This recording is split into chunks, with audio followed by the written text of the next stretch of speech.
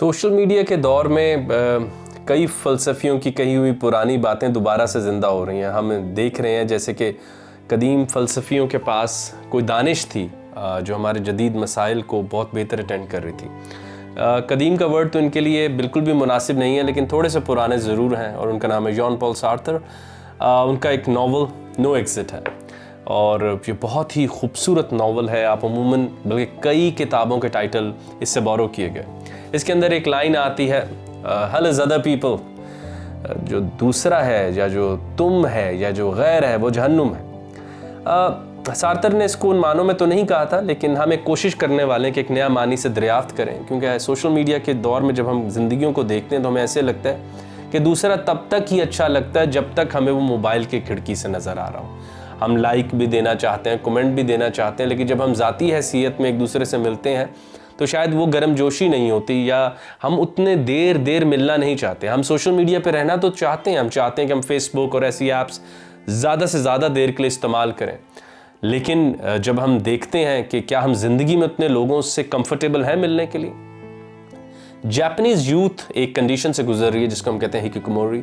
उनको modern hermits भी कहा जाता है, कि वो जैसे हर्मिट्स आप जानते हैं तारके दुनिया होते थे, दुनिया तर्क करके जंगलों में अपनी ज़ात को ढूंढते थे और दुनिया से दूर रह के खुदा का सफ़र करते थे, हकीकत को जानते थे।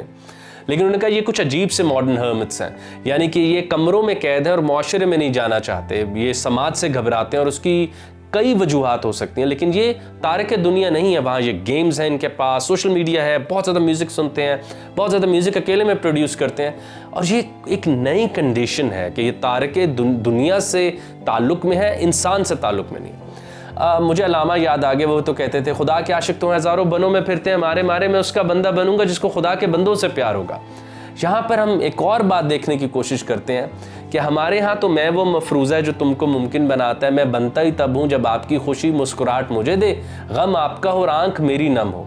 लेकिन अब ये टूटता हुआ नज़र आता है। मैं फिर ये दोहराता चलूँ कि सार्थर ने शायद हाल ज़्यादा इन मानों में नहीं कहा था, लेकिन इन मानों में भी अब लिया जा सकता है कि अब हम इंसान से घबराने लग गए, हम एलियनेट होते जा रहे हैं लोगों के साथ। अब स्ट्रेंजर्स के साथ होने वाले वो वाक़यात भी नहीं होते, अब किसी को चलते हुए सिद्धार्थ को कोई गैर कश्ती वाला भी नहीं मिलता, और ना अब ऐसी कहानियाँ आती हैं। हम एक मैकेनिस्टिक अंदाज में अपने घरों से उठ के तमाम आबादी को, तमाम लोगों को, तमाम समाज को, तमाम उन ज़ात की जो कसरत है या जो पीपल इन द कम्युनिटी हैं उनको इग्नोर करते हुए अपने ऑफिस में जाते हैं, मखसूस लोगों से मखसूस अंदाज में मिलते हैं, और रोज़ बरोज़ हमारे सर्कल छोटे होते जा रहे हैं।